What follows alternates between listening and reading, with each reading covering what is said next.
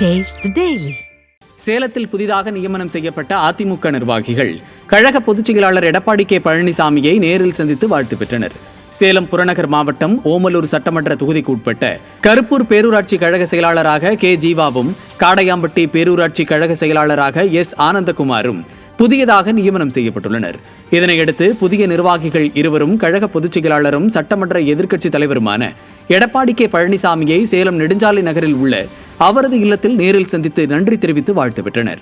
இந்த நிகழ்வின் போது ஓமலூர் தொகுதி சட்டமன்ற உறுப்பினரும் சேலம் புறநகர் மாவட்ட அம்மா பேரவை செயலாளருமான ஆர் மணி, முன்னாள் சட்டமன்ற உறுப்பினர் வெற்றிவேல் உள்ளிட்ட கழக நிர்வாகிகள் உடனிருந்தனர்.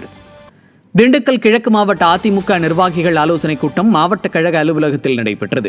சட்டமன்ற உறுப்பினர் மொழி தலைமையில் நடைபெற்ற இக்கூட்டத்தில் கழக துணை பொதுச் செயலாளரும் முன்னாள் அமைச்சருமான நத்தமிரா விஸ்வநாதன் கலந்து கொண்டு நிர்வாகிகளுக்கு ஆலோசனைகளை வழங்கினார்.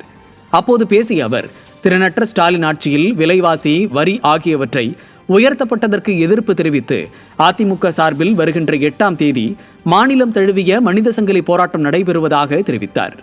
இதில் மாநில அம்மா பேரவை இணைச் செயலாளர் கண்ணன், மாவட்ட கழக பொருளாளர் வேணுகோபால், மாவட்ட கழக துணை செயலாளர் விஜயபாலமுருகன், மாவட்ட அம்மா பேரவை செயலாளர் யூசுப் அன்சாரி, மாவட்ட மாணவர் அணி செயலாளர் கோபி, ஒன்றிய கழக செயலாளர் ராமராஜ், முருகன், யாகப்பன், சுப்பிரமணி, மகிழ்சாமி, சின்னசாமி, தாமோதரன், மாரியப்பன் உள்ளிட்ட கழக நிர்வாகிகள் பலரும் கலந்து கொண்டனர்.